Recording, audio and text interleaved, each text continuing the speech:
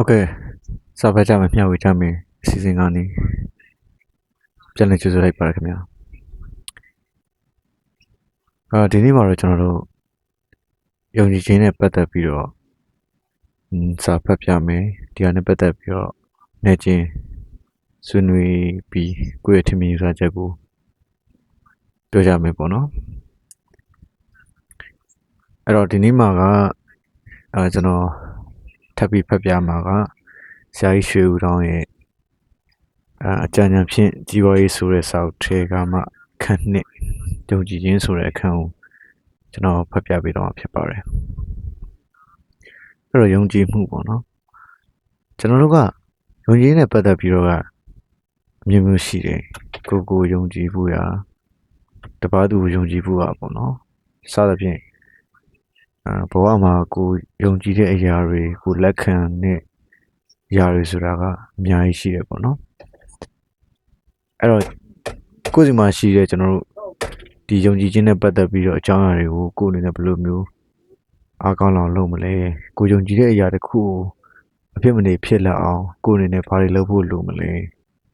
ဒါတွေကိုကျွန်တော်တို့စဉ်းစားသုံးသပ်ဖို့လိုမှာဖြစ်ပါတယ်အဲ့တော့ပထမဆုံးအနေနဲ့ကဒီကျွန်တော်တို့စာအုပ်ကိုရင်းဖတ်ကြည့်အောင်ခင်ဗျာပြီးမှကျွန်တော်တို့ဒီထဲမှာကြိုးကြားထင်မြင်ချက်လေးတွေတူတူပြောကြည့်အောင်နော်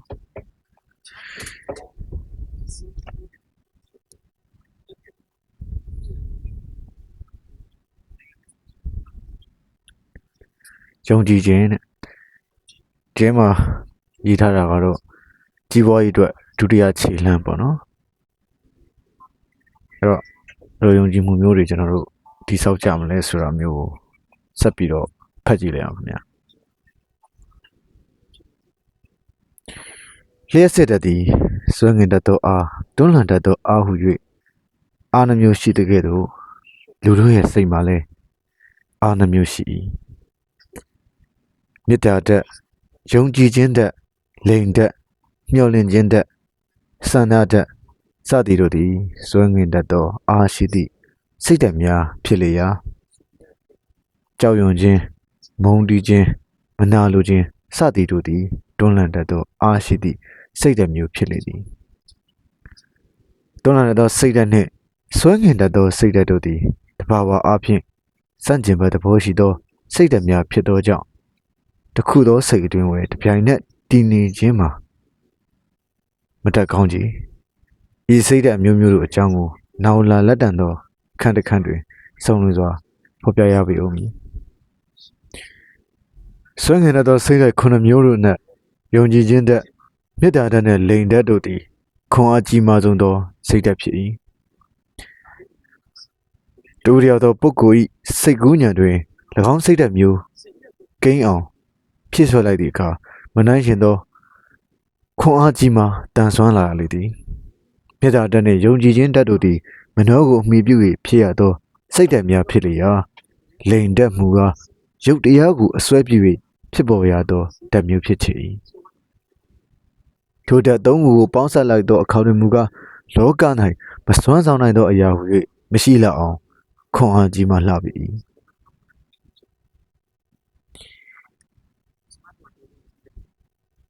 အဲ့တော့ကျွန်တော်တို့ယုံကြည်ခြင်းနဲ့ပတ်သက်ပြီးတော့ဒါဟာ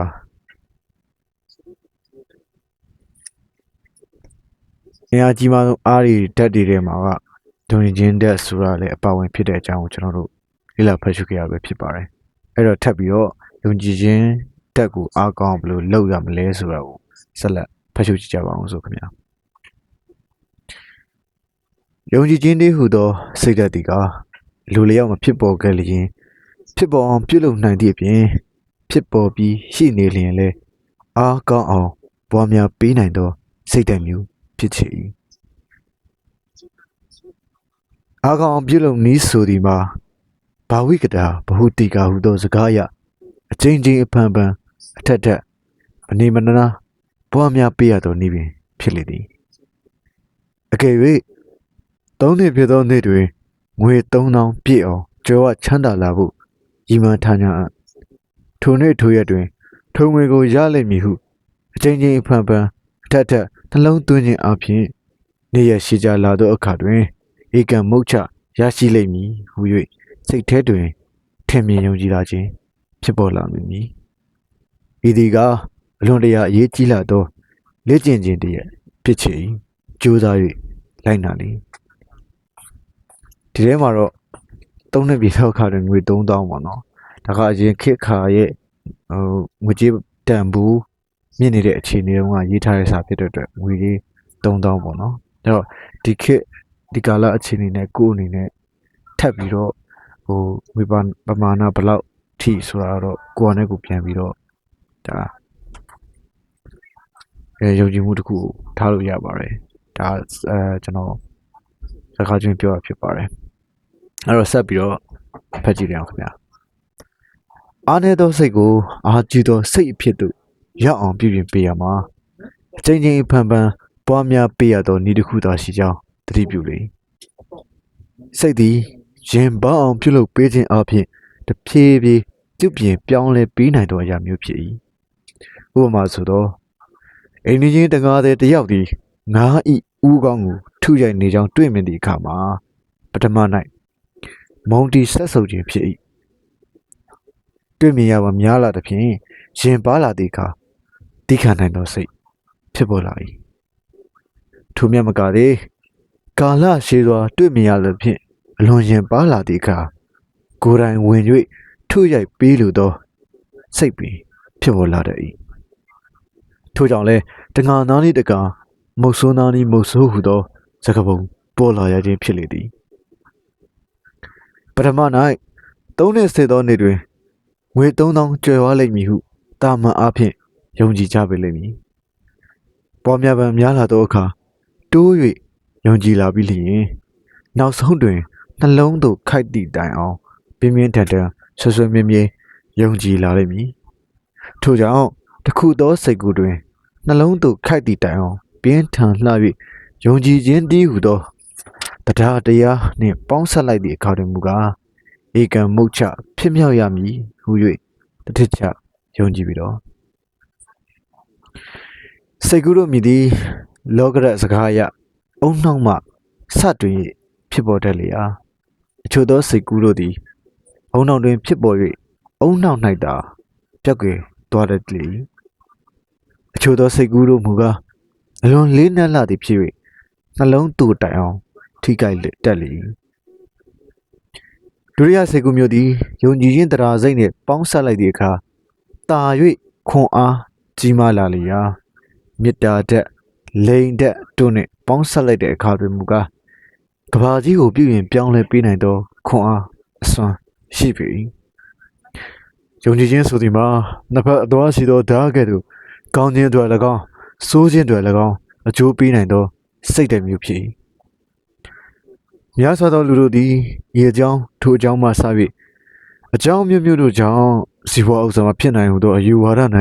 ဆွဲလန်းယုံကြည်ခြင်းရှိတတ်ကြလေရာထိုသူတို့သည်မိမိကိုမိမိနှစ်သက်ကြသောသူတို့ပေသည်အကြောင်းမူကားထိုသူတို့သည်မိမိကိုမကြီးပွားနိုင်ဟု၍တထစ်ချယုံကြည်ဆုံးဖြတ်ထားသူများဖြစ်သောကြောင့်မည်တစုံတစ်ခုသောအရာကိုအလိုရှိသောစန္ဒပြင်းစွာဖြစ်ပေါ်၍မိမိစိတ်ကိုလေးကျင့်နေသည့်အခါလူအပ်သောအရာသည်မိမိ၏လက်ဝဲရောက်ရှိနေပြီတကယ်တော့ယုံကြည်စိတ်ချထား၍ရရှိပြီတကယ်တော့ပြုမှုကျင့်ကြံလေတော့စိတ်သည်အလွန်စမ်းကြဲသောအရာဖြစ်လေရာမိမိ၏စိတ်ကိုမိမိ၏စိတ်ကအမိတ်ပေး၍စေခိုင်းရဟုယုံကြည်ခြင်းစိတ်ဓာတ်နှင့်ပေါင်းစပ်ကာအမိတ်ပေးရန်နီလန်းကိုကိုယ်တိုင်စမ်းသပ်လေ့ကျင့်နိုင်ပြီလောက်ပြီဤကဲ့သို့မှန်ကန်စွာလေ့ကျင့်ပြုလုပ်သည့်အခါနေရာတကျဖြစ်လာသောအခြေသို့ဆက်ရောက်ရမည်ဖြစ်ရာအညွှန်းများကိုဖတ်ရှုနားလည်ယုံများနဲ့နေရာကျနိုင်မည်မဟုတ်ကြောင်းကိုသတိပြုပါလေယုံကြည်ခြင်းသည်ဟူသောတရားစိတ်ဓာတ်သည်လေ့ကျင့်ခြင်းအပြင်ဖြစ်ပေါ်အောင်သို့မဟုတ်ခွန်အားတန်ဆွမ်းအောင်ပြုပြင်ပေးနိုင်သောအရာမျိုးဖြစ်လေရာထိုလေ့ကျင့်ခန်းသို့မရောက်မီယုံကြည်ခြင်းသည်ဟူသောတရားစိတ်ဓာတ်၏အနက်သဘောကိုဖော်ပြရပေဦး ပထမဦးစွာမိမိ၏အစွမ်းအစကိုယုံကြည်၍တဘာဝဓမ္မ၏တကိုးတတိကြီးမားခြင်းကိုယုံကြည်လေတော့ယုံကြည်ခြင်းနှင့်ဟူသောတရားစိတ်ဓာတ်သည်တဘာဝဓမ္မ၏အတွက်တွေးကြောဖြစ်၍တတဝါတို့၏စိတ်ကူးကိုလှုပ်ရှားနိုးကြခြင်းအဖြစ်သို့ရောက်စေနိုင်ဒုတရားစိတ်ဓာတ်ကိုအမိပြု၍စိတ်ကူးတို့သည်အညောင်အညွတ်အတက်များဝဝီဆာဆာပေါက်လာနိုင်ကြကုန်၏ယုံကြည်ခြင်းနှင့်ဟူသောတရားစိတ်ဓာတ်သည်ခေတ်လောကရပညာနှင့်ပိုင်းခြားဝေဖန်ခြင်းကမတကောင်းသောအရာတို့ကိုစွမ်းဆောင်နိုင်၏ယုံကြည်ခြင်းသည်ဟူသောတရားစိတ်ဓာတ်သည်ဆုံးရှုံးခြင်းကိုကုသရန်အတွက်အကောင်းဆုံးသောဇီနည်းဖြစ်၏ယုံကြည်ခြင်းသည်ဟူသောတရားစိတ်ဓာတ်သည်စန္ဒအတ္တနှင့်ပေါင်းစပ်သည့်အခါတဘာဝဓမ္မ၏လျှို့ဝှက်နိုင်သောဇီနည်းများကိုသိနိုင်စွာ၏အထက်ပါဖော်ပြထွက်ဆိုခြင်းများသည်တစ်ခုစီမှန်ကန်ကြောင်းကိုတည်တစ်ခုစီနှင့်ထင်ရှားအောင်ဖော်ပြနိုင်ပြီယုံကြည်ခြင်းဆိုသည်မှာစင်အဖြင့်မိမိစိတ်ဓာတ်ကိုမိမိစေခိုင်းနိုင်ခြင်းပင်ဖြစ်သောကြောင့်အဖန်တလဲလဲပွားများခြင်းအဖြင့်ထိုစိတ်ဓာတ်ကိုမွေးမြူခြင်းပေါ်တွင်ဒီလျက်ရှိ၏ဤနေရာ၌မိမိ၏စိတ်ဓာတ်ကိုမိမိအလိုရှိသည့်အတိုင်းအဖန်တလဲလဲပွားများခြင်းအဖြင့်လိုအပ်သောစိတ်ဓာတ်မျိုးဖြစ်ပေါ်နိုင်ခြင်းအကြောင်းကိုဖော်ပြရပြီဦးမနောရာကိုဖြစ်စေမှားသောအရာကိုဖြစ်စေဖန်တလဲလဲပွားများသည့်အခါစိတ်ထဲတွင်အဟုတ်တကယ်မှတ်ထင်လာရကြောင်းကို psychology ပညာကဖွင့်ဆိုထား၏ဗုဒ္ဓဘာသာတရားတော်တွင်လည်းအနိစ္စဒုက္ခအနတ္တတည်းဟုသောလက္ခဏာ၏၃ပါးကိုဂိမ်းတွေအမှတ်ပြု၍ပွားများခြင်းအပြင်နောက်ဆုံးတွင်လက္ခဏာပေါက်သောအရိယာတယောက်ဖြစ်လာနိုင်ကြောင်းကိုလည်းအတိအလင်းဖော်ပြထား၏မည်သူမဆိုမိမိ၏စိတ်ထဲ၌အထွတ်အထိပ်ထားသောစိတ်ကူးသည်ထိုသူအားဆွဲဆောင်လျက်ရှိ၏တခုသောစိတ်ကူးသို့မဟုတ်အကြံစီကိုစိတ်ထဲတွင်လက်ခံထား၍၎င်းစိတ်ကူးကိုနှလုံးသို့ခိုက်သည့်တိုင်အောင်တိမ်ပိုက်ထားပါမူကားအကျဉ်သူသည်ပြုလုပ်ပြောဆိုကြံစီမှုဟူသည်များတို့သည်မူလစိတ်ကူး၏လမ်းကြောင်းတိုင်းသာဆွတ်ရွေလိုက်ရမည်ဖြစ်ချေ၏မြည်သည့်စိတ်ကူးမျိုးဖြစ်စေနှလုံးသို့ခိုက်သည့်တိုင်အောင်ပြင်းထန်စွာဆွဲမြဲခြင်းရှိသည့်အခါအာရမဏပစ္စယတတ္တိအာတေဝနပစ္စယတတ္တိတို့၏အစွမ်းဖြင့်လောကကိုလွှမ်းမိုးနိုင်သည့်အထိကျော်လွန်နိုင်သည့်အထိတကူတတိကြီးမားကြောင်းကိုယုံကြည်လေတကုံတစ်ခုတစုံတစ်ခုသောစိတ်ကူးအကြံစီကိုစိတ်ထဲတွင်လက်ခံထားသည့်အခါထိုအကြောင်းကိုအထက်ထက်နှလုံးသွင်းခြင်းသည်မျိုးစေ့ကိုရေလောင်းပေးခြင်းနှင့်၎င်းမြေဩဇာထည့်သွင်းပေးခြင်းနှင့်၎င်းဒူလပေ၏ထို့ကြောင့်မိမိရည်ရွယ်ချက်ကိုစာဖြင့်ထင်ရှားစွာရေးသား၍မနက်ရောညပါကိုယ်တိုင်ကြားနိုင်လောက်အောင်ရွတ်ဖတ်စေဖို့ညွှန်ပြရခြင်းဖြစ်နေသည်မိမိရွယ်ချက်တစ်ခုကိုထမြောက်အောင်ဆောင်ရွက်နေသည့်အတော်တွင်ဘဝန်းကျင်၌စန့်ကျင်ဘက်စိတ်ဓာတ်တို့ကိုရှောင်ကွင်း၍မိမိစိတ်တိုင်းကြနေထိုင်နိုင်အောင်စီမံထားပါလိမ့်မိမိကိုယ်ကိုမိမိစစ်ဆေးလိုက်သည့်အခါအကြီးဆုံးသောပြစ်ချက်ကြီးတစ်ခုတွေ့ရှိရတတ်သည်ကမိမိကိုယ်ကိုမိမိမယုံကြည်တတ်ခြင်းပင်ဖြစ်ချေ၏တို့ချေယွင်းချက်ကိုပပြအောင်ပြုလုပ်ပြီးရန်နှင့်ရဲစေးတင်ရန်နီလန်မှာမိမိ၏စိတ်ကိုမိမိတက်ခါတလဲလဲအားပေးခြင်းအပြင်လေ့ကျင့်ပေးရန်လိုအပ်၏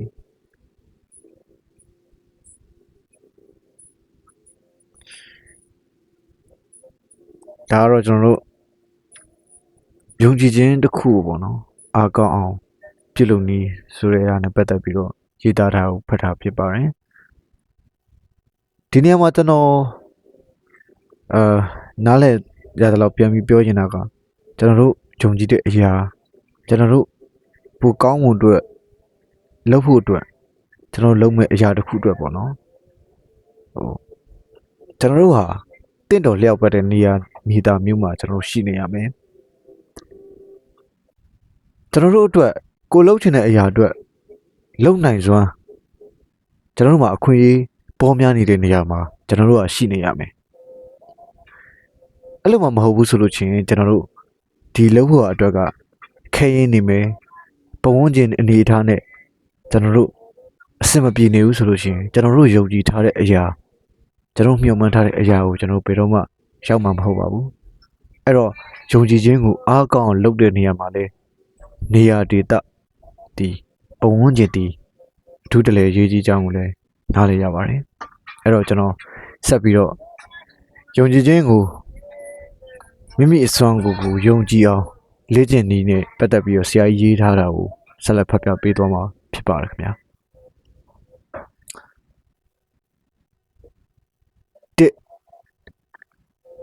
ငါညီမထားသောရည်ရွယ်ချက်အတိုင်းပြည့်စုံအောင်ဆောင်ရွက်နိုင်သောအစွမ်းတတ္တိသည်ငါ၌အမှန်ရှိသည်ထို့ကြောင့်၎င်းရည်ရွယ်ချက်အတိုင်းပြည့်စုံအောင်မနေမနာကြိုးစား၍ဇွဲကောင်းကောင်းနဲ့ငါဆောင်ရွက်မည်အပြည့်စုံမခြင်းဆောင်ရွက်ရန်ငါယခုတစ္ဆာပြုမည်နှစ်ငါ၏ရည်ရွယ်ချက်ကြောင့်ငါ၏အစွမ်းတတ္တိများထွက်ပေါ်လာ၍ရည်ရွယ်ချက်အတိုင်းပြည့်စုံလိမ့်မည်ဟုငါသိသည်ထို့ကြောင့်ရည်ရွယ်ချက်အတိုင်းပြည့်စုံသောတစ်နေ့တွင်ဘယ်လိုလူတစ်ယောက်ဖြစ်လာပါလိမ့်မည်ဟုစိတ်ထဲ၌ထင်ထင်ရှားရှားမြင်ရအောင်နေတိုင်းနာယီဝက်ကြငါစိတ်ကူး၍ကြည့်မည်၃ငါ၏ဆန္ဒအစွမ်းကြောင့်ငါ၏ရည်ရွယ်ချက်ပြည့်စုံစေဖို့နည်းလမ်းတစ်ခုခုပေါ်ပေါက်လာရမည်ဟုငါသိသည်ထို့ကြောင့်ငါတတ္တိကိုငါတိုး၍ယုံကြည်အားကိုးလာအောင်နေတိုင်း7မိနစ်လေ့ကျင့်ပေးမည်၄ငါရွယ်ချက်ကိုတေချာစွာရေးသားဖော်ပြပြီးပြီထိုရွယ်ချက်တိုင်း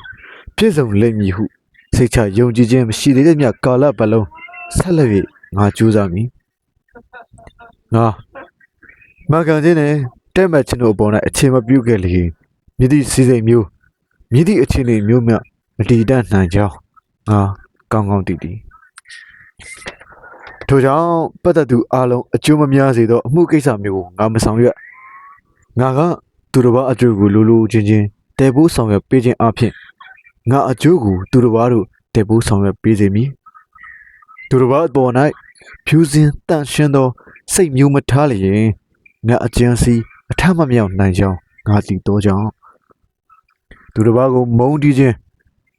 မနာလိုဝန်တိုခြင်းညူဆူခြင်းတကူကောင်းကြံခြင်းစသောစိတ်ညစ်များကိုပယ်ထုတ်၍မေတ္တာစိတ်ကိုသာပွားများပြီငါကိုဖြစ်စေသူတစ်ပါးကိုဖြစ်စေယုံကြည်စိတ်ချသောစိတ်မျိုးထားခြင်းအပြင်သူတစ်ပါးတို့ကငါကိုယုံကြည်စိတ်ချအောင်ပြုလုပ်မည်အထက်ပါနည်းစနစ်ကိုရေးကူ၍အောက်၌လက်မှတ်ထိုးပြီးလျင်အာကုံဆောင်ထား၍တနေ့လျင်တစ်ချိန်ကြအတန်ထုတ်၍ရွတ်ဆိုရမည်ယင်းတို့ရွတ်ဆိုခြင်းအခါဖော်ပြပါအချင်းရသည်ငါဤစိတ်ကူးညံနှင့်အပြုမူတို့ကိုပြုပြင်ပြောင်းလဲခြင်းဖြစ်၍ငါသည်ကိုယ်စွမ်းကိုယုံကြည်လာပြီးထမြောင်အောင်မြင်သောလူတစ်ယောက်ဖြစ်လာတော့မည်ဟုစိတ်ထဲ၌ကောင်းကောင်းကြီးယုံကြည်ရမည်ဘာတလဲလဲနှလုံးသွင်းခြင်းသည်မိသည့်အတွက်ကြောင့်အကျိုးဖွံ့ဖြိုးစေသည်ဟုအနောက်တိုင်းလောကရက်နှင့် psychology ဆရာကြီးများကဖော်ပြခြင်းကမစွမ်းနိုင်ရတော့လေမြတ်စွာဘုရားမူကားအာဒေဝနာပစ္စယတတ္တိဖြင့်ကျေးဇူးပြုခြင်းဖြစ်သည်ဟုပဋ္ဌာန်းပါဠိတော်တွင်ဟောတော်မူလေသည်ကြောက်တတ်သောစိတ်ကိုလက်သင့်ခံ၍မွေးမြူထားကြလျင်တိုး၍ကြောက်လာသည့်ဤသူရဲရင်သောစိတ်ကိုလက်သင့်ခံ၍မွေးမြူထားလျင်လည်းတိုး၍ရဲရင်လာမည်ဖြစ်သည်ထို့ကြောင့်တက်ဆရှိလျင်ဟူသောစကားဖြစ်ပေါ်လာခြင်းဖြစ်ပေသည်စိတ်ထဲ၌တကယ်ထင်မှတ်လျင်တကယ်ဖြစ်တတ်သည့်အကြောင်းအရာကိုဥပမာတစ်ခုဆောင်မေအောင်ဗန္ဒအရာရှိကြီးတို့သည်လူကြီးများ၏သဘောတူညီမှုမရှိဘဲဗန္ဒိုက်မှငွေများကိုထိစိတ်ထုတ်ယူပြီးလောင်းကစားပြုတ်လုပ်ခဲ့ရာဆုံးရှုံးခဲ့၏ငွေစင်းစစ်စစ်မိနေတွင်ထိုသူသည်ထွက်ပြေးတိမ်းရှောင်နေ၍တ တခုသောဟိုတယ်တွင်အခန်းတစ်ခုငှားပြီးလျင်ပုံအောင်နေခဲ့သည်လိုက်လံရှာဖွေရသောလူများသည်ထိုလူကိုဟိုတယ်ကန်းတွင်တွေ့ကြသောအခါထိုသူ၏နှုတ်မှဆက်လာကြီးရဗျာဆက်လုံးတော့ကျုပ်တရားကြီးရဗျာဦးတတွတ်ဒီအတွက်ညှင်းတွားနေသည်ကိုတွေ့ကြရ၏ထိုသူသည်3ရက်တွင်တည်ဆုံးလျာဆရာဝန်များကစိတ်ဖြင့်ကိုတိုက်၍တည်သည်ဟုထွက်ဆိုကြဘူးလေသည်စင်စစ်တော်ကထိုသူသည်ရှက်ယုံနှင့်တည်နိုင်သည်မဟုတ်ဆက်သည့်အတွက်ကြောင့်တည်ရတော့မည်ဟုစိတ်ကပြဋ္ဌာန်းယုံကြည်ခြင်းထားသည့်အတွက်တည်ရခြင်းဖြစ်လေသည်စိတ်သည်အလွန်တကူကြည့်၏ထင်မြင်သည့်အတိုင်းဖြစ်နိုင်သောအစွမ်းတတ္တိလည်းရှိ၏တကူရှိသောစိတ်ရှိသည့်ပုဂ္ဂိုလ်ကမြေကြီးကိုရေဖြစ်စေဟုနှလုံးသွင်းလိုက်လျင်အကယ်ပင်ရေဖြစ်နိုင်ရှမောက်ကလမထေသည်တကူကြီးသည်ဆိုရ၌ထိုပုဂ္ဂိုလ်သည်တကူကြီးသည်မဟုတ်ထိုပုဂ္ဂိုလ်၏လေ့ကျင့်ထားသောစိတ်တည်တာလျင်တကူကြီးခြင်းဖြစ်၏စိတ်ဤတကူတတ္တိကိုယုံကြည်လေစိတ်ဤတကူတတ္တိကိုတိုးတက်အောင်ပြုလုပ်ရန်ဤမှာအဖန်တလဲလဲပွားများခြင်းသာဖြစ်ကြောင်းသတိပြုပါလေတက်ကြွသောစိတ်ကိုမွေးမြူလျင်ကြာလေတက်လေဖြစ်ရမည်နီတူနှိမ့်ကြရှောဆင်းသောစိတ်ကိုမွေးမြူထားလျင်လဲကြာလေရှောဆင်းလေဖြစ်ရမည်မှာမုတ်ချဖြစ်၏ဤစကားသည်နှစ်နဲ့နှစ်ပေါင်းလျင်လေးဖြစ်သည်ဟူသောစကားကဲ့သို့ပင်မှန်ကန်လာ၏ဤကြောင့်နှင့်ပတ်သက်၍အနောက်တိုင်းလင်္ကာဆရာကြီးတယောက်ရေးသားပုံမှာအချက်ကြလာဖြင့်ဖော်ပြလိုက်ရပေ၏ကမ္ဘာလောကကြီး၌အောင်မန်းကိုဆွလန်းနိုင်သူတို့မှာအမြန်ဆန်ဆုံးလူများကြီးလည်းမဟုတ်ကာယဗလညာနာဗလအကြီးဆုံးလူများလည်းမဟုတ်ချေမိမိကိုယ်ကိုဆွလန်းနိုင်သောအစွမ်းတတ္တိရှိသည်ဟုယုံကြည်စိတ်ချထားသူတို့သာဆွလန်းနိုင်ကြ၏ဒီစကားလေးကိုကျွန်တော်ထပ်ပြီးတော့ပြောပြပါမယ်ကမ္ဘာလောကကြီး၌အောင်မန်းကိုဆွလန်းနိုင်သူတို့မှာအမြန်အဆန်ဆုံးလူများကြီးလည်းမဟုတ်ကာယဗလညာနာဗလအကြီးဆုံးလူများကြီးလည်းမဟုတ်မိမိကိုယ်ကိုဆွလန်းနိုင်သောအစွမ်းတတ္တိရှိသည်ဟုယုံကြည်စိတ်ချထားသူတို့လည်းဆွလန်းနိုင်ကြ၏တင်းစိတ်တဲ့အတွင်း၌ထားမြအောင်မြင်ခြင်း၏မျိုးစေ့ကလေးတွေကြောင်လျက်ရှိ၎င်းကိုနှိုးဆော်၍ပြုစုပြောင်းထောင်ပေးခြင်းအပြင်ထားမြအောင်မြင်ခြင်းတို့ရအောင်တိုက်တွန်းပေးလေလောစောင်းကောက်တွင်၌တီးတံမျိုးမျိုးရှိတော်လဲကျင်းလဲစွာတိခတ်တတ်မှသာလေတာယာသောအတန်ဖြစ်ပေါ်လာနိုင်ထို့တူတင်ဤစိတ်သည်စောင်းကောက်နှင့်တူလာ၏တာယာသောတီးတံထွက်ပေါ်လာအောင်လေးကျင့်၍တိခတ်လေလောယုံကြည်ခြင်းနှင့်အလားတူ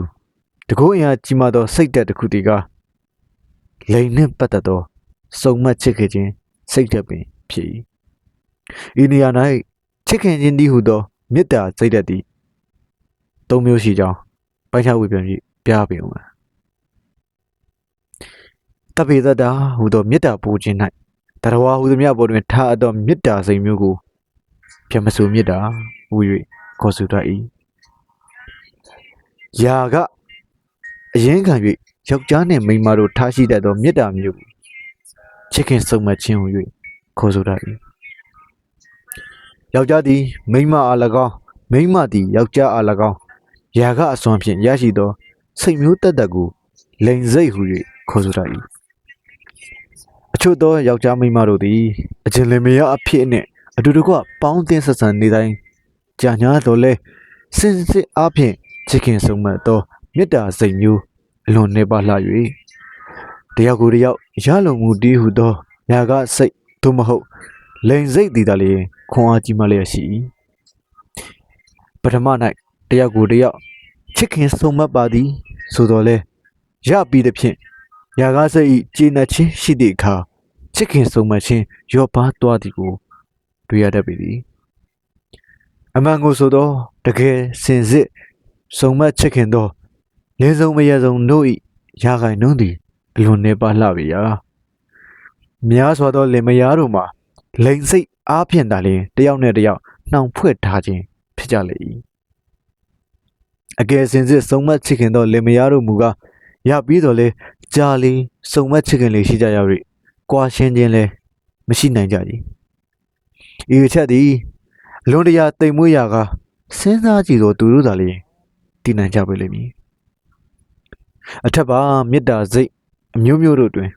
ယောက်ျားနှင့်မိန်းမချစ်ကြိုက်စုံမက်ခြင်းတည်းဟူသောမေတ္တာစိတ်ဓာတ်မျိုးသည်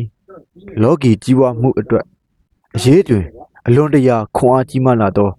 စိတ်ဓာတ်မျိုးဖြစ်ချေ၏လောကီဘက်ဆိုင်ရာကြီးပွားမှုကိစ္စတွင်အထွတ်ထိပ်သို့ရောက်အောင်တက်နိုင်သောပုဂ္ဂိုလ်ကြီးတို့၏အထုပ်ပတ်တီများကိုဖတ်ရှုရသည့်အခါအဆိုပါစစ်ကြိုက်စုံမက်ခြင်းတည်းဟူသောမေတ္တာစိတ်ဓာတ်၏လှုံ့ဆော်မှုကြောင့်ထိပ်သီးသို့ရောက်သွားနိုင်ခြင်းကြောင့်တွေ့ရှိရပေသည်ချစ်ကြိုက်စုံမက်ခြင်းတည်းဟူသောမေတ္တာစိတ်ဓာတ်ဆိုသည်မှာစွန့်ငင်ခြင်းတည်းဟူသောခွန်အားမျိုးအများကြီးရှိတတ်သည့်စိတ်ဓာတ်မျိုးဖြစ်ပေရကလောက၌ရှိသမျှသောအရာတို့ကိုမိမိထံသို့စွန့်ငင်ခေါ်ယူနိုင်သောတတ်သိရှိထို့ကြောင့်ထိုသူများတို့ကြံစီဆောင်ရွက်လျင်ထမြောက်အောင်မြင်သည်ကများလေသည်အမေရိကန်သမ္မတဟောင်းခေါင်းဆောင်တူဖြစ်တဲ့အေဗရာဟမ်လင်ကွန်းသည်၎င်းနပိုလီယန်စစ်ဗိုလ်ချုပ်ကြီးသည်၎င်းနယ်ဆင်စစ်ဗိုလ်ချုပ်ကြီးသည်၎င်းဇိုင်းဆရာကြီးချားလ်ဒစ်ကင်သည်၎င်းများစွာသောကမ္ဘာကျော်ပုဂ္ဂိုလ်ကြီးတို့သည်၎င်းစုံမက်ချစ်ခင်ခြင်းတည်းဟူသောစိတ်ဓာတ်ကိုအခြေပြု၍ထွန်းကားကြီးပွားသွားကြကြောင်းတွေ့ရပေ၏သို့သောစွဲငင်တတ်သောသဘောရှိသည့်ယုံကြည်ခြင်းတည်းဟူသောစိတ်ဓာတ်အကြောင်းကိုဆက်လက်ဖော်ပြပေးကြအောင်ယခုခေတ်၌ယုံကြည်ခြင်း၏တကူတတ္တိကိုအထင်ရှားဆုံးဖော်ပြလျက်ရှိသောပုဂ္ဂိုလ်သည်ကမဟာဓမ္မဂန္ဒီပင်ဖြစ်၏ယခုခေတ်ကာလတွင်လူ၏အများဆုံးအပေါ်၌တကူဩဇာလွှမ်းမိုးလျက်ရှိသောပုဂ္ဂိုလ်သည်ကမဟာဓမ္မဂန္ဒီပင်ဖြစ်၏အချို့သောသူတို့မှာယာရုအတွက်ကြောင့်ဖြစ်စေဓနဥစ္စာအတွက်ကြောင့်ဖြစ်စေမျိုးရိုးဇာတိကြောင့်ဖြစ်စေလူဦးရေအတော်အတန်မျှလောက်အပေါ်တွင်ဩဇာလွှမ်းမိုးနိုင်ကြ၏မဟာဓမ္မဂန္ဒီမူကားယုံကြည်ခြင်းတည်းဟူသောတရားစိတ်တတ်တတ်ဖြင့်လူဦးရေကလေး20ကျော်တို့အပေါ်ဩဇာလွှမ်းမိုးလျက်ရှိခြင်းမှာကဘာဤရာဇဝင်တွင်အမှန်ကန်အဖြစ်ပြက်တစ်ခုပေသည်မဟာဓမ္မဂန္ဒီသည်ဓနဥစ္စာအစွမ်းဖြင့်၎င်းယာရုဂုံတုအစွမ်းဖြင့်၎င်းလေးမြန်မက်ရှင်ဂန်အမြောက်တပ်တို့၏အစွမ်းဖြင့်၎င်းမတတ်နိုင်သောအရာတို့ကိုယုံကြည်ခြင်းတည်းဟူသောတရားစိတ်ဓာတ်အစွမ်းဖြင့်ဆောင်ရွက်လျက်ရှိ၏လူဦးရေကလေး20ကျော်တို့ကိုတကူတဲ့တစိတ်သေးကဲ့သို့ပေါင်းစည်းထားနိုင်သောတကူတတ္တိမှာယုံကြည်ခြင်းတရား၏အံ့ဩဝယ်သောအစွမ်းပေသည်ကဘာသူကဘာသားတို့သည်ယုံကြည်ခြင်း၏တန်မိုးကိုနားလည်လာရသောအခါအလုရှင်နှင့်အလုသမားဓနရှင်နှင့်ဆင်းရဲသားတို့သည်တယောက်ကိုတယောက်ယုံကြည်အားထားလျက်အတူတကွလှုပ်တက်ကိုင်းနိုင်ကြမည်ဖြစ်ပေသည်ဒီမှာတော့အခန်းနှစ်ပြီးသွားပါပြီအဲ့တော့ဒီမှာကျွန်တော်တို့ဖတ်ရတဲ့လောက်ဆိုလို့ချင်းကျွန်တော်တို့အနေနဲ့ကိုယုံကြည်မှုကိုကြီးမှန်းထားတဲ့အရာတွေပေါ်ယုံကြည်မှုတွေကိုဘယ်လိုမျိုးကျွန်တော်တို့ရအောင်လုပ်ရမလဲဘယ်လိုမျိုးလေ့ကျင့်ခန်းတွေနဲ့ကျွန်တော်တို့ရနိုင်မလဲဆိုတာကိုနားလည်လောက်ပြီးဖြစ်လောက်မှာပါအဲ့တော့တခုရှိတာတော့ကျွန်တော်ဒီစာအုပ်ဒီနှစ်ပေါင်းတော့ကြာခဲ့ဖြစ်တဲ့အတွက်ကြောင့်မလို့ကျွန်တော်တို့ဒီဘက်ခေတ်အနေထားနဲ့တချို့တော့အရာတွေပေါ့နော်ဒါလေးလည်းရှိပါတယ်အဲ့တော့မိမိအနေနဲ့ကမိမိရည်မှန်းထားတဲ့အရာတွေနဲ့ပတ်သက်ပြီးတော့ကိုယ့်ရဲ့ဒီဟာကိုဥပမာပြုပြီးတစ်ဆင့်ပြောင်းလဲရည်မှန်းချက်ထားပြီးတော့လှုပ်ဆောင်မှုအတွက်စကားချက်ချင်ပါတယ်ဒါဒုတိယမိပြောခြင်းဖြစ်ပါတယ်အဲ့တော့ယုံကြည်ခြင်းနဲ့ပတ်သက်ပြီးကျွန်တော်တို့တီးလိုက်ရတဲ့အရာတွေကို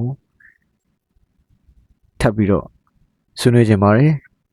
စာပေစကားဝိုင်းလေးတွေကျွန်တော်လုပ်ချင်ပါတယ်ဒါပေမဲ့အခြေအနေရမဖြစ်နိုင်သေးတဲ့အခြေအနေရှိတယ်ဒါကြောင့်မလို့လဲတို့ကျွန်တော်ဒါတော့ကျွန်တော်တယောက်တည်းအခုတက်နိုင်တဲ့အနေအထားကနေဒါစာအုပ်ဖတ်တဲ့ စာပေပေါ့နော်ဒါမျှဝေတဲ့အနေအထားတွေဖြစ်ပါတယ်အဲ့တော့ယုံကြည်နဲ့ပတ်သက်ပြီးတော့ကျွန်တော်တို့ဆက်ပြီးတော့တခန်းထပ်သွားလိုက်ရအောင်အဲ့ဒါတော့ဘယ်လိုဘာဖြစ်မလဲဆိုတော့ဒီယုံကြည်နဲ့ပတ်သက်ပြီးတော့ကျွန်တော်တို့အဖန်တလဲလဲပွားများတဲ့အကြောင်းပါအဲ့တော့အဆိုးတွေကိုကျွန်တော်တို့မျှော်လင့်လို့ရှိရင်လည်းအဆိုးတွေကတကယ်ဖြစ်လာလိမ့်မယ်အကောင်းတွေကိုမျှော်လင့်လို့ရှိရင်လည်းအကောင်းတွေဖြစ်လာလိမ့်မယ်ဒီလောကကြီးမှာကကျွန်တော်အကောင်းတယ်ဆိုတော့တွန်တွဲနေတယ်တို့ပေတော့လည်းပဲကျွန်တော်တို့ဒီအကောင်းဆုံးကိုမျှော်လင့်၍အဆိုးဆုံးတွေကိုရင်ဆိုင်ရမယ်ဆိုတဲ့စကားအတိုင်းပဲကျွန်တော်လက်ရှိနေ့စဉ်ဘဝတွေမှာ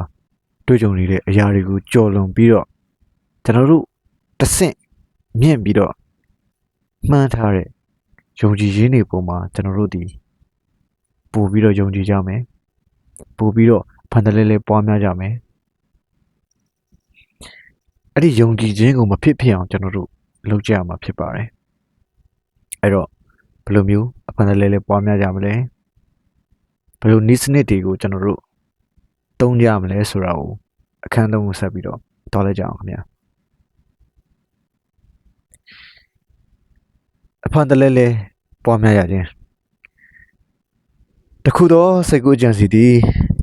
ဖြစ်ပေါ်လာသည့်အခါကောင်းသောအကြံစီတိုင်းဆောင်ရွက်ရန်အခွင့်မသာသဖြင့်တတိမေလျော့ပျောက်ပြတ်သွားတတ်သည်တတိမေလျော့ပျောက်ပြတ်သွားသည်ဟုမှတ်ထင်ရတော့လည်းပဲ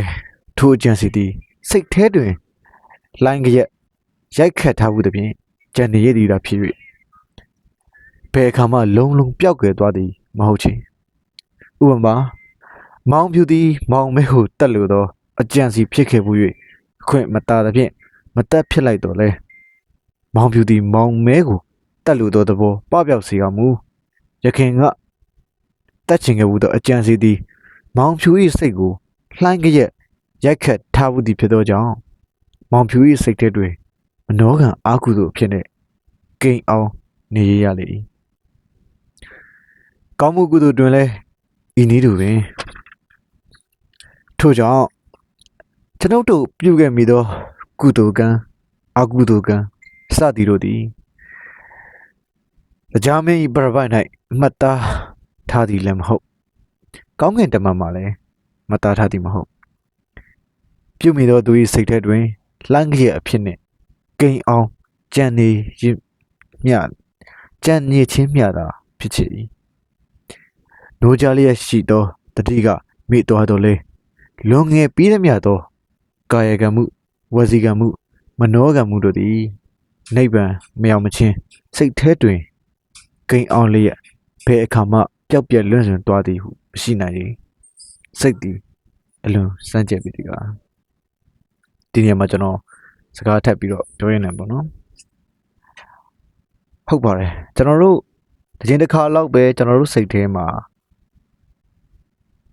ပေါ်ခဲ့ဘူးတဲ့အရာဒီမတိစိတ်ကကျွန်တော်မှတ်ထားပါတယ်တကယ်မှတ်ထားပါတယ်အဲ့တော့ကျွန်တော်တို့ကြုံမှုမှာပါ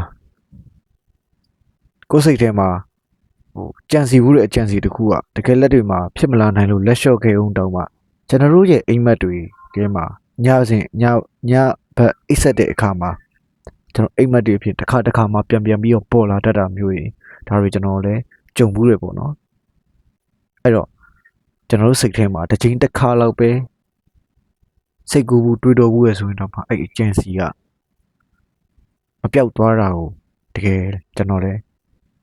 မမြင်ကိုယ်ခံစားမှုပါတယ်ဟုတ်ပြီအဲ့တော့ကျွန်တော်တို့ဆက်ပြီးတော့ဖတ်လိုက်ကြအောင်ခင်ဗျာစိတ်ထဲ၌တစ်ခါဖြစ်ပေါ်မှုသောအကြံစီပင်လျင်ပျောက်ပြတ်သည်ဟုမရှိနိုင်ခဲ့လျင်ဘာဝိကတာဘဟုတိတာသဘောဖြင့်အချင်းဖန်ထလဲပွားများ၍နှလုံးသွင်းထားသောအကြံစီတစ်ခုသည်အဖေမှလျင်ပျောက်ပြတ်နိုင်ပါအံ့သည်မပျောက်ပြတ်နိုင်သည့်ပြင်အာတေဝနပစ္စယတတ္တိဖြင့်ပွားများလေအလွန်တကိုးကြီးလာလေရှိကြတော်၏စိတ်သည်အနတ္တသဘောဖြစ်သောကြောင့်အဆိုးမရအလိုတို့မလိုက်သောသဘောရှိသည်ဟုဆိုညာတော်လေ ကျွန်ုပ်တို့ကအစိုးမရနိုင်သောအချက်ဒီလဲရှိသေး၏ထိုချက်ဒီကကောင်းသောစိတ်ကူးအကြံစီကိုလက်ခံမွေးမြူခဲ့လျင်လဲကောင်းသောစိတ်ဖြစ်လာ၍မကောင်းသောစိတ်ကူးအကြံစီကိုလက်ခံခဲ့လျင်မကောင်းသောစိတ်ဖြစ်လာလေကောင်းသောစိတ်ကူးကိုသာရွေးချယ်လက်ခံမှုသည်ကျွန်ုပ်တို့စိုးပိုင်သောကိစ္စဖြစ်ချေ၏မျက်စိနားအစရှိသောဓာရပေါက်တို့ကိုဆွဲပြု၍စိတ်ကူးအကြံစီမျိုးမျိုးတို့ဖြစ်ပေါ်လျက်ရှိပေရာ၎င်းတို့အနက်မှကောင်းသောစိတ်ကူးအကြံစီကိုသာလက်ခံသိမ့်ပိုက်ထားခြင်းသည်ကျွန်ုပ်တို့စိုးပိုင်သောကိစ္စဖြစ်၏များစွာသောသူတို့မှမူထိုဓာရပေါက်တို့ကိုအဆွဲပြု၍စိတ်ကူးအကြံစီအမျိုးမျိုးတို့ဖြစ်ပေါ်လျက်ရှိပေရာ၎င်းတို့မှအနက်မှကောင်းသောအကြံစီကိုသာလက်ခံသိမ့်ပိုက်ထားခြင်းသည်ကျွန်ုပ်တို့စိုးပိုင်သောကိစ္စဖြစ်၏များစွာသောသူတို့မှာထိုဓာရပေါက်တို့ကိုအဆွဲပြု၍ဖြစ်ပေါ်လာသောစိတ်ကူးsorry ပါကျွန်တော်နှာခေါက်ဖက်မိသွားပါတော့အာရုံစိုက်တာလွင့်အောင်များစွာသောသူတို့မှမူထိုဓာရပေါက်တို့ကိုအဆွဲပြု၍ဖြစ်ပေါ်လာသောစိတ်ကူးအကြံလဲမကြီးပွားမချမ်းသာနိုင်ပဲလက်ခံလေရှိ၏ထို့ကြောင့်လဲမကြီးပွားမချမ်းသာနိုင်ပဲဆင်းရဲဒုက္ခရောက်ကြရသူတို့ပေါ်များလာခြင်းဖြစ်လေသည်ထိုသူတို့သည်ဖြစ်ပေါ်လာသောစိတ်ကူးကြံစီတို့ကိုစီစစ်ရွေးချယ်ရမှလည်းမသိရွေးချယ်တတ်သောအလေ့အကျင့်လည်းမရှိရွေးချယ်ရန်လိုသည်ဟူ၍ပင်နားမလဲရကစိတ်ကူးအကြံစီကိုပြုပြင်ပေးဖို့မူကားတက်ဆင်ကွာဝေးလီတော်၏စိတ်သည်မျောသာကောင်းမွန်လာသောဥယျာဉ်ကြီးနှင့်တူပေရာဒိုဥယျာဉ်ကြီးကိုအဖိုးတန်အသုံးဝင်သောမျိုးစေ့တို့ကိုခြားထားဆိုင်ပြိုးခြင်းမပြုဘဲပစ်ထားခဲ့ပါလိမ့်မူအလေးကျပေါင်းဝင်မျိုးတို့သည်ထူထပ်စွာပေါရောက်ကြပေလိမ့်မည်ထို့ကြောင့်တဘာဝအလျောက်ပြည့်၍မထားဘဲအဖိုးတန်အသုံးဝင်သောစိတ်ကူးကြံစီတို့ကိုသာအထက်ထက်တွင်း၍ပေးရန်အလွန်တရာရေးကြီးလှပေသည်စန္ဒိတိဘအခန်းတွင်ပါရှိသောလက်ကျင်ကန်နံပါတ်6၌ဒိန်းအလိုဆန္ဒကိုစာနှင့်ရေးသား၍တနေ့နှစ်ကြိမ်အတန်ထုတ်ဖတ်ပြီးလျင်ထိုဆန္ဒအတိုင်းပြည့်စုံပြီးတဲ့ကဲ့သို့ထင်မြင်အောင်စိတ်ကူးကြည်ရန်ညွှန်ကြားခဲ့ရာ၎င်းညွှန်တိုင်းလိုက်နာခြင်းအပြင်အတင်လိုရှိသောအရာသည်ယုံကြည်ဖြင့်တင်ဤစိတ်နှင့်ဆက်သွယ်ခွင့်ရပေလိမ့်မည်ဤနည်းတိုင်းအချိန်ချင်းအဖန်ဖန်ထက်ခါတလဲလဲပြုကျင်သောအခါတွင်မူကားတင်သည်ထိုဆန္ဒအတိုင်းပြည့်စုံကြောင်းဖြစ်သောစိတ်ကူးကြံစီတို့သာလျှင်ဖြစ်ပေါ်တတ်သောလေ့ကျင့်တစ်ခုရရှိပေလိမ့်မည်ဤဒီကအလွန်အရေးကြီးလာ၏ထိုလေ့ကျင့်မျိုးကိုရရှိလာသည့်အခါတွင်ဆန္ဒပြည့်စုံမှုတဲလွန်စွာရပြီဟုဆိုလောက်ပေပြီထို့ကြောင့်တင်ဆန္ဒအကြောင်းရေးသားချက်ကိုအတန်ထုတ်၍ဖတ်ရှုစဉ်အခါတွင်ဓမ္မငါရှာကဖတ်ုံများနဲ့ကိစ္စမပေးကြောင်းဟာရရနှလုံးသို့ခိုက်တီတိုင်အောင်စူးစူးဆိုင်ဖတ်ယူစင်ကြံလိုကြောင်းတတိပြုပါလိမ့်နှလုံးသို့ခိုက်တီတိုင်အောင်လိုက်လဲဖြစ်ပေါ်လာသောစိတ်ကူးအကြံစီတို့သည်သာလျှင်တန်ဆွမ်းသောအညွန့်အတက်များထွက်ပေါ်လာနိုင်ကြောင်းကိုလည်းတတိမမေ့လေနဲ့ဇီဝရှာမှုကိစ္စအတွက်သာမဟုတ်လက္ခဏာရေးသုံးပါးတို့ကိုဘာဝိကတာဘဟုတိတာသဘောဖြင့်ဘာဝိကတာဘဟုတိကသဘောဖြင့်ပွားများအားထုတ်ကြသောပုဂ္ဂိုလ်တို့သည်ဤအချက်ကိုသဘောမဆိုင်မိတတ်ကြသည်ဖြစ်၍မိမိတို့ရည်မှန်းသလောက်ခီးမပေါက်နိုင်ကြပဲရှိနေကြခြင်းဖြစ်လေသည်အနာသဘောကိုနှလုံးသို့ခိုက်အောင်လိုက်လဲဆွမြဲစင်ခြင်းနှလုံးသွင်း၍ယုံကြည်ခြင်းတရားနှင့်ပေါင်းဆက်ပူးတွဲခြင်းမပြုဘဲအနိစ္စဒုက္ခအနတ္တဟူ၍နှုတ်ဖြင့်အချိန်ပေါင်း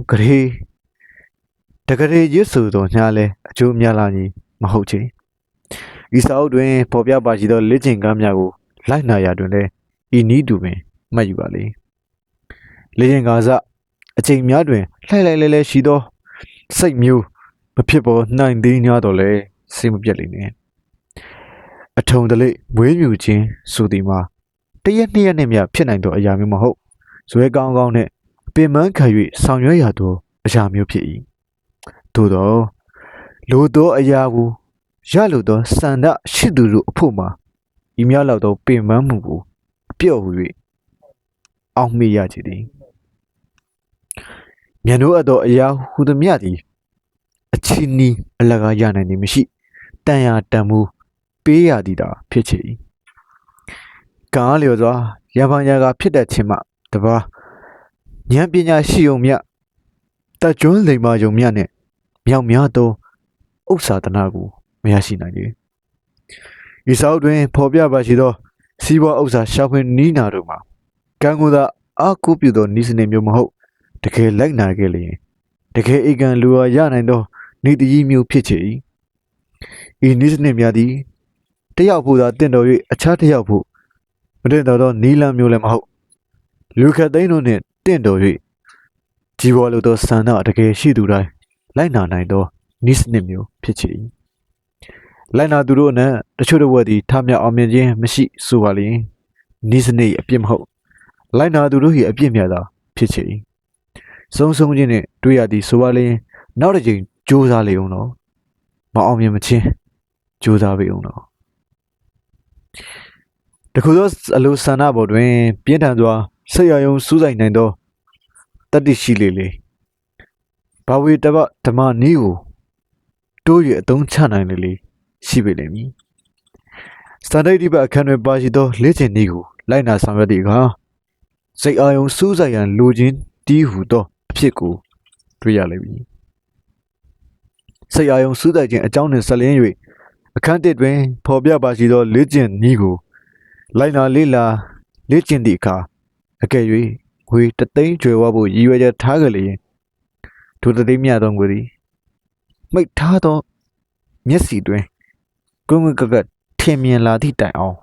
စိတ်အာရုံစူးစိုက်ပါလေဤနည်းအတိုင်းအနည်းဆုံးတစ်နေ့တစ်ချိန်ကပြုလုပ်ရမည်ယုံကြည်ခြင်းတရားကံတွင်ဖော်ပြပါရှိသောလေ့ကျင့်နည်းကိုလိုက်နာလေ့ကျင့်ရတွင်လည်းမိမိကိုယ်တိုင်ငွေပိုင်ရှင်တယောက်အဖြစ်နဲ့စိတ်ထဲတွင်ထင်မြင်လာသည့်တိုင်အောင်စူးစူးဆိုင်ဆိုင်စဉ်းကျင်ပါလေအလွန်အရေးကြီးသောအချက်မှာစိတ်သည်တစ်စုံတစ်ခုသောအာယုံကိုအကြိမ်ကြိမ်အထက်ထက်လေ့ကျင့်ပြီးသောအခါထိုအာယုံသဘောကိုယုံကြည်လာမြဲဖြစ်ရပါမိမိကိုယ်ကိုငွေတသိန်းရှင်ဟူ၍ယုံကြည်အောင်လေ့ကျင့်ထားကြလျင်နောက်ဆုံးတွင်တကယ်ပင်ငွေတသိန်းရှင်အနေဖြင့်ထင်မြင်လာရတော့၏ထိုအခါ၌ငွေတသိန်းရှင်ဖြစ်ရဖြစ်ကြောင်းဖြစ်သောနီလန်းတို့ကိုစိတ်သည်အခါခတ်သိမ်းညှစ်ထုတ်စိတ်ကူးလျက်သာနေရလေတော့သည်ငွေရပေါက်လန်းတို့ကိုလူခတ်သိမ်းတို့၏မျက်မှောက်တွင်ငွေရပေါက်ရလန်းတို့သည်လူခတ်သိမ်းတို့၏မျက်မှောက်တွင်အစဉ်အမြဲလိုပင်ဖြစ်ပေါ်လျက်ရှိသေးရာလူတာမန်တို့သည်ထိုသို့သောအခွင့်အရေးကိုမမြင်တတ်တော့လဲဤနည်းဖြင့်လေ့ကျင့်ထားသောစိတ်မူကားအခွင့်အရေးကိုမြင်လိုက်သည်နှင့်တပြိုင်နက်ငါသည်ငါသာကိုမြင်လို့ဟတ်လိုက်သည်အလားချက်ချင်းပင်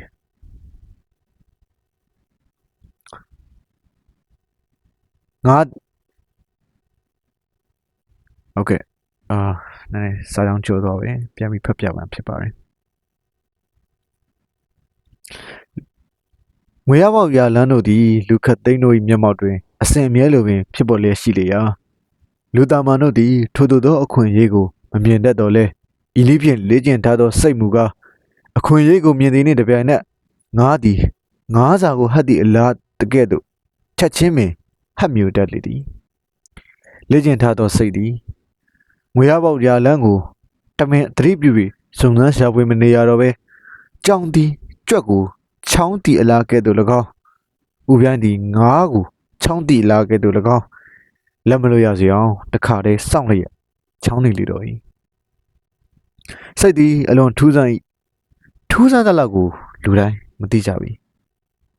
တစုံတစ်ခုသောအာယုန်၌ပထမဦးစွာတိတိတတ်တာလေ့ကျင့်ပေးထား၍အရှင်ရလာသောအခါတွင်မိမိကအားဆိုင်၍စိတ်ကူးနေရပင်မလိုတော့ပဲသူ့ဘာသာလျောက်စိတ်ကူးထုတ်၍နေလေတော့သည်အရှင်ကောင်းကောင်းကြီးရလာသောအခါတွင်လူသည်အိတ်နေတော့လဲစိတ်သည်အိတ်မနေကြသည်ငွေရပေါက်ရလန်းစိတ်ကူးအကြံစီတို့သည်အိမ်မက်ထဲ၌ပင်ဖြစ်ပေါ်လာတယ်လေတော့၏ တခါတရံနိုးကြရင်စိတ်ကူးရမရနိုင်သောအကြံတစ်ခုသည်အိပ်ပျော်နေရင်စိတ်ထဲ၌ဖြစ်ပေါ်ရရှိသည်များကိုလည်းကြုံဦးလေသည်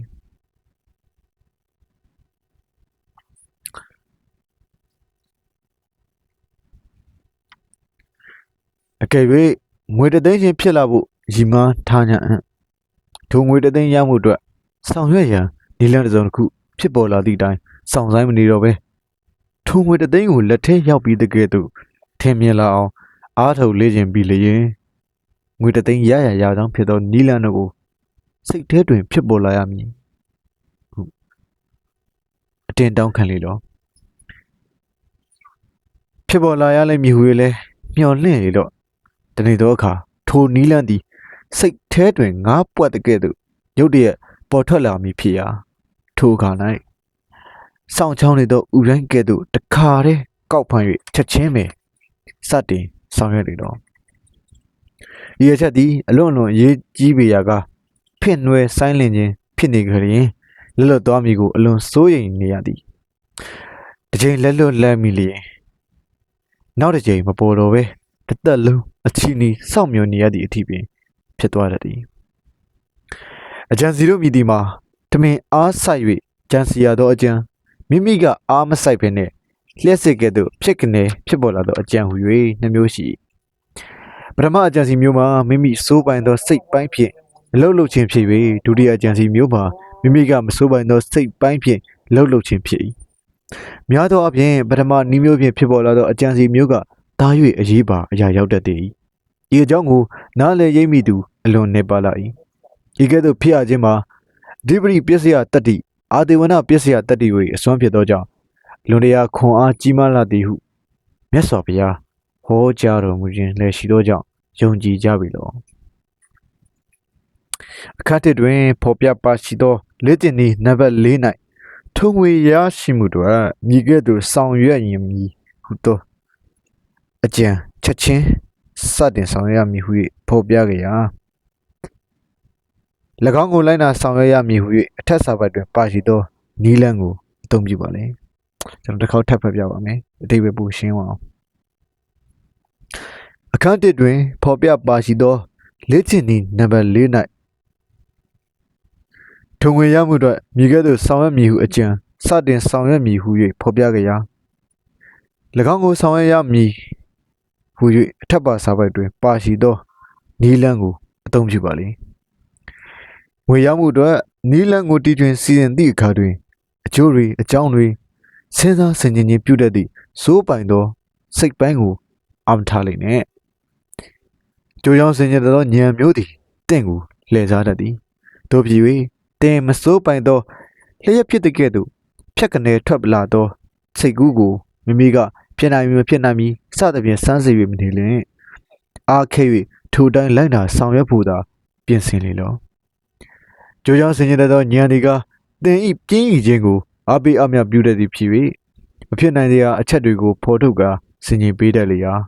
လောက၌သူတစ်ပါးတို့အံ့ဩလာအောင်ထောင်မြောက်အောင်မြင်ခြင်းရှိကြသူဟူသည်များတို့သည်ကြိုးကြောင်ဆင်ခြင်သောဉာဏ်ဤစကားကိုနားမထောင်ဘဲတစ်ချက်လိုဆောင်ရွက်ကြခြင်းအပြင်သူတို့ဘာလို့မဖြစ်နိုင်ဟုထင်ရသောအမှုကိစ္စတို့ကိုဆောင်ရွက်နိုင်ကြဖြစ်ကြောင်းကြက်ကြက်ကြီးသတိပြုပါလေဤစာအုပ်တွင်ဖော်ပြပါရှိသောကြီးပွားနည်းမျိုးမှာရသမျှကလေးကို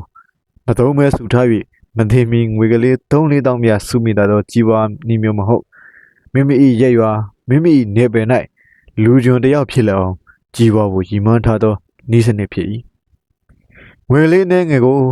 မသုံးရဘဲစုထား၍ပြက်လက်သောလကားစားများအားအတိုးကြီးကြီးနှင့်ခြေသောရည်ရွယ်နည်းမှာဒလဝန်ကလားများမှစာ၍ရရှိနိုင်သည်ဖြစ်သောကြောင့်စာဖွဲ့ရေးသားနေရန်လိုအပ်တော်မူမဟုတ်ချေမိမိရည်မှန်းထားသောငွေကိုလက်ဝယ်သို့ရောက်ပြီဟုထင်မြောင်မျက်စိမိတ်၍စဉ်းကျင်နှလုံးသွင်းသောအခါတွင်မိမိမိကဲ့သို့အပင်ပန်းဆင်းရဲခံလျက်ဆောင်ရွက်လုပ်ကိုင်နေကြောင်းကိုလည်းစိတ်ထဲတွင်ထင်မြင်လာသည့်တိုင်အောင်စဉ်းကျင်အောင်မရမည်ဤအချက်သည်အလွန်ရေးကြီးလာ၏အချင်းချုပ်မှာကြချက်တင်သည်ဤစာအုပ်ကိုဖတ်ရှုနေခြင်းကိုထောက်ခြင်းအပြင်ဘုဟုတုရစုဆောင်ရန်အထုံတလိပ်ပါကြောင်းထင်ရှားလေပြီជីဝရေးဆိုင်ရာပညာကိုဝါသနာပါကြောင်းလည်းထင်ရှားလေပြီပညာဘုဟုတုရအတွက်တတ်ဖတ်ရှုခြင်းဖြစ်မူကား ရခင်ကတင်မသိသေးခဲ့သောအချက်လက်များတွေ့ရှိရပေလိမ့်မည်ဟုမျှော်လင့်၏ထို့သောမဟုတ်ပဲတကယ်စမ်းသပ်လိုက်နိုင်ရန်အကြံစီနှင့်ဖတ်ရှုခြင်းဖြစ်ပါမူကားအညွန့်အချို့ကိုလိုက်နာ၍အချို့ကိုခြံလက်ထားရမည်ကြံစီခဲ့ပါလျင်ရီမန်းသည့်အတိုင်းမပေါက်ရောက်နိုင်ဟု၍တထစ်ချယုံကြည်သည်တော့မှန်ရွယ်သည့်အတိုင်းပေါက်ရောက်လူမူပါမူကားဖော်ပြပါရှိသောအညွန့်အတိုင်းချွင်းချက်မရှိဘဲယုံယုံကြည်ကြည်နှင့်တိတိကျကျလိုက်နာလီတော့အခန်းတွင်ပါရှိသောလက်ကျင်ကန်6ရက်ကိုတဖန်အကျဉ်းယုံ၍ဒီအခန်းနှင့်ဆိုင်ရာအလေးကျင့်များနှင့်ပေါင်းယုံဖော်ပြပေးရန်ပထမချက်အနှောက်အယှက်မရှိစိတ်ငြိမ်သောနေရာသို့တွား၍ဖြစ်စေညအခါအိပ်ရာတွင်၌ဖြစ်စေမျက်စိမှိတ်လျက်ရီမန်းထားသောငွေရွေတက်ကို၎င်း၎င်းငွေကိုရလိုသည့်အချိန်ကာလအပိုင်းကြား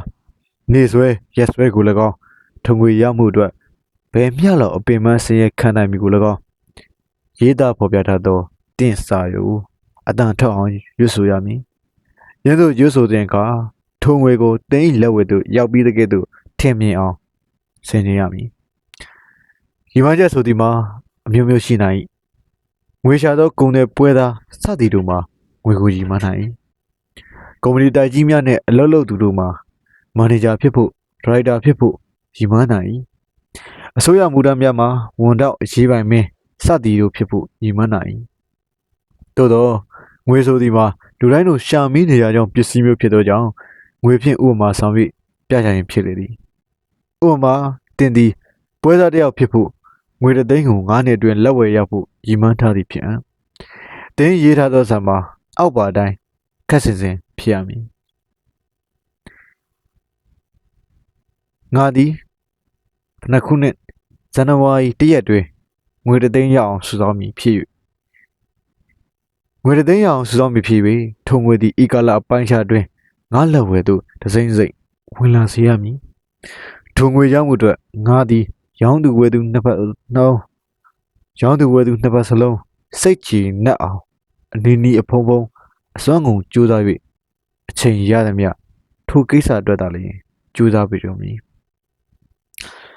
ထုံငွေကိုငါလက်ဝဲသို့ရောက်လိမ့်မည်ဟုငါယုံကြည်သည်ဘယ်မျှလောက်ယုံကြည်စိတ်ချသနည်းဆိုသောယခုပင်လျင်ထုံငွေကိုငါမျက်စိထဲတွင်မြင်လျက်ရှိကြပြီလက်နဲ့စမ်းသပ်ကြည့်လျင်တွေ့နိုင်လောက်သည်ငါအစွမ်းကုန်ထုတ်သလောက်ငါလက်ဝဲသို့လျှင်မြန်ရောက်ချီတော့ထုံငွေရောက်မှုအတွက်ဆောင်ရွက်ရန်နီလန်းသည်ငါစိတ်ကူးတဲ့တွင်ဧကံမုတ်ချတနေ့နေ့၌ထွက်ပေါ်လာမည်ဖြစ်ရာထိုကြံစီပေါ်လာသည်နှင့်တပြိုင်နက်ငါဆောင်ရွက်ချီတော့လိုပဲဖြစ်ပါတယ်ဒုတိယချက်အထက်ပါစာနဲ့ခက်စင်စင်ရေးထားသောတင်းဤစာကိုအိယာဝင်တစ်ချိန်အိယာထားတစ်ချိန်နေတိုင်းမပြတ်မကွက်ရွတ်ဆို၍ငွေတစ်သိန်းကိုမှိတ်ထားသောမျက်စိထဲ၌ထင်မြင်လာသည့်တိုင်အောင်စင်ကြွင်နှလုံးသွင်းရမည်တတိယချက်ရေးသားထားသောအထက်ပါအဋိဋ္ဌံကိုတင်မြင်နိုင်လောက်သောနေရာ၌တင်ထား၍အာဂုံဆောင်နိုင်သည့်တိုင်အောင်အတန်ထုတ်၍ရွတ်ဆိုရမည်ဤညွှန်ကြားချက်ကိုလိုက်နာခြင်းသည်မြတ်စွာဘုရားဟောတော်မူသည့်ပဋ္ဌာန်းကျမ်းကြီးတွင်ပါရှိသည့်အတိုင်းအာရမဏပစ္စယတတ္တိအဓိပတိပစ္စယတတ္တိအာတိမဏပစ္စယတတ္တိစသည်အလွန်ကြီးမားသောတကူအင်အားတို့ကိုအသုံးပြုနေခြင်းဖြစ်သောကြောင့်ဧကမုတ်ချအကျိုးပေးရမည်ဟုစိတ်ချသည်လောစဉ္နှလုံးသွင်းသောအခါ၌နှလုံးသို့ခိုက်အောင်စူးစူးဆိုင်အာယုံပြုကိုလည်းမမေ့လျင်နှင့်ဤလေ့ကျင့်ခန်းများသည်ပထမ၌6ကပ်ရှိသည်ဟုထင်မြင်မိကြမည်သို့သောဤအတွက်နှင့်အနှောက်အယှက်မဖြစ်စေနှင့်6ကပ်၏ပြင်း၏ဘွယ်ရာမှတ်ထင်တော်လဲကြိုးစား၍လိုက်နာလီတော့အညွန့်အတိုင်းဇွဲကောင်းကောင်းနှင့်တိတိကျကျလိုက်နာသောသူတို့အဖို့မှာကမ္ဘာလောက၌ကြီးပွားရေးလမ်းကြောင်းများသည်အချောင်းချောင်းအစင်းစင်းနှင့်ထင်လင်းစွာတွေ့မြင်ရလိမ့်မည်ထိုအခါတွင်တင်သည်ရှေးခင်ကမကြုံခဲ့ဘူးသေးသောတကိုးတတ္တိတူများသည်ထင်ရှားစွာဖြစ်ပေါ်လာလိမ့်မည်အလွန်အားတက်ဖွယ်ကောင်းသောကြောင့်ကြိုးစား၍လိုက်နာလိတော့လူတော်ဝါသည်ချမ်းသာမှုတို့၎င်းဆင်းရဲမှုတို့၎င်းမတ်ဖို့နိဗ္ဗာန်တို့၎င်း ပယ်ကြမှုတို့၎င်းမိမိကိုယ်တိုင်ဖန်တီးစီမံပေးနိုင်သောစိတ်ဓာတ်မျိုးရှိသည့်တရဝါတစ်မျိုးဖြစ်ရကားဒုံလဘ၅ပါးတို့တွင်ထဲ့သွင်းဟောကြားတော်မူသည့်အခါမှာထဲ့သွင်းဟောကြားတော်မူခဲ့သည်မှာနားလည်နိုင်မှုရှိ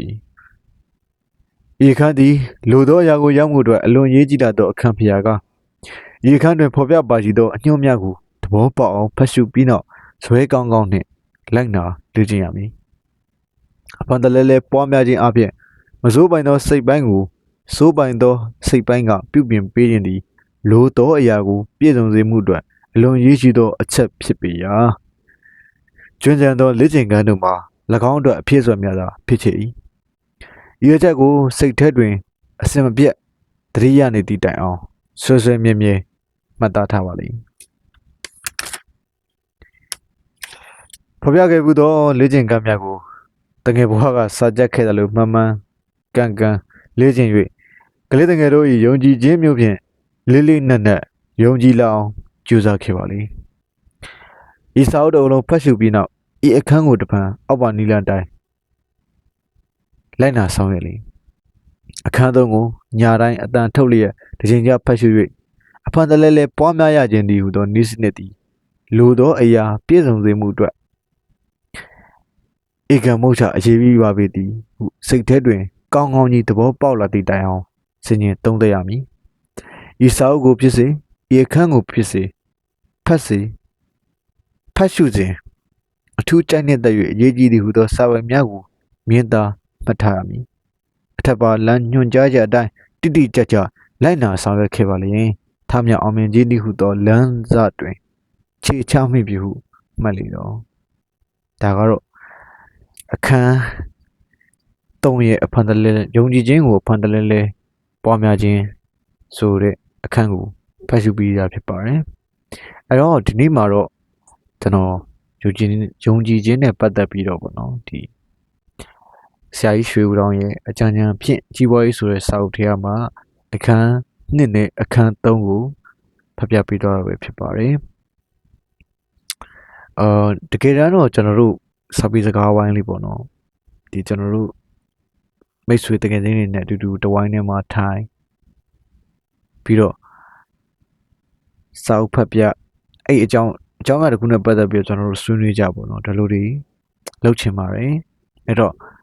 နောက်ခါများမှာပို့ပြီးတော့အလင်းရလာအောင်အဲ့လိုအခြေအနေမျိုးရအောင်လည်း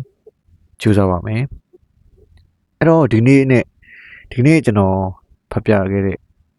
ယုံကြည်ခြင်းနဲ့ပတ်သက်ပြီးတော့မိတ်ဆွေတို့နေရာလဲလိုက်ပါနားထောင်ဖတ်ရှုပြီးတော့ကျိုးတစုံတရာဖြစ်ထွန်းလာလိမ့်မယ်ယုံကြည်ခြင်းအတွက်ဘယ်လိုမျိုးလေ့ထကောင်းတွေလေ့ကျင့်ကောင်းတွေကိုတိဆောက်ရမလဲကိုယုံကြည်တဲ့အရာတစ်ခုအတွက်ဘာတွေကိုကျွန်တော်တို့ပို့ပြီးတော့အားကောင်းအောင်လုပ်တင်လဲစသဖြင့်အတွေ့အမြင်ဘုဟုတုတတွေရလိမ့်မယ်လို့ယုံကြည်ပါတယ်အဲ့တော့ဒီနေ့အတွက်စာဖတ်ခြင်းမျှဝေခြင်းအစီအစဉ်ကိုဒီမှာနေမယ်ကျန်နေကြပါခင်ဗျာ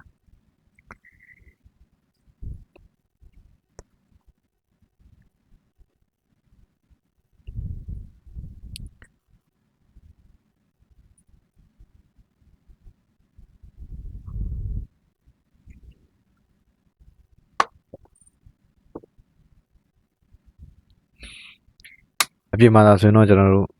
လက်ဖက်ရည်လေးတောက်လိုက် secret လေးတောက်လိုက်ပေါ့နော်ဒါစကားတပြောနဲ့ပြောလို့ကောင်းမဲ့အရာတွေဖြစ်ပါတယ်အဲ့လိုမျိုးဖြစ်လာဖို့လဲကြီးမှန်းထားတယ်ဖြစ်ချင်ပါတယ်ကျွန်တော်တို့လူငယ်တွေစာပေဘုသူရာနဲ့အလံမကွာပဲနဲ့စာဖတ်တဲ့အလေးတွေပို့ပြီးတော့တိုးလာစေခြင်းနဲ့ကျွန်တော်လူငယ်တွေဟာကိုရှိတက်မဲ့အရာတစ်ခုအတွက်အချိန်ပြည့်လေ့လာနေတာတွေပူမြင်မာတဲ့ရည်မှန်းချက်တွေအတွက်ကြိုးစားနေရဆိုတဲ့အရာတွေပိုအားကောင်းလာစေချင်ပါတယ် ခုလက်ရှိချိန်နေမှာလည်းကြိုးစားတဲ့လူမျိုးတွေအားလုံးလည်းဆက်လက်ပြီးကိုရှောက်မဲ့ပန်းနိုင်အတွက်မဆုံးမနစ်ကြိုးစားကြပါလို့ဒီနေရာနေပြီးတော့အားပေးစကားပြောလိုက်ရပါတယ်အဲ့တော့စကားလေးတစ်ခုနဲ့ပိတ်ချင်ပါတယ်ကျွန်တော်တို့အခုတွေ့ကြုံနေရတဲ့ဒီအဆိုးဆုံးတွေဖြစ်ကောင်းဖြစ်ပါလိမ့်မယ်ဒါကြောင့်ကျွန်တော်တို့တွေအားလုံးအကောင်းဆုံးတွေကိုမျှော်လင့်ပြီးအဆိုးဆုံးတွေကိုအတူတူဖျက်ကျော်လိုက်အောင်ခင်ဗျာ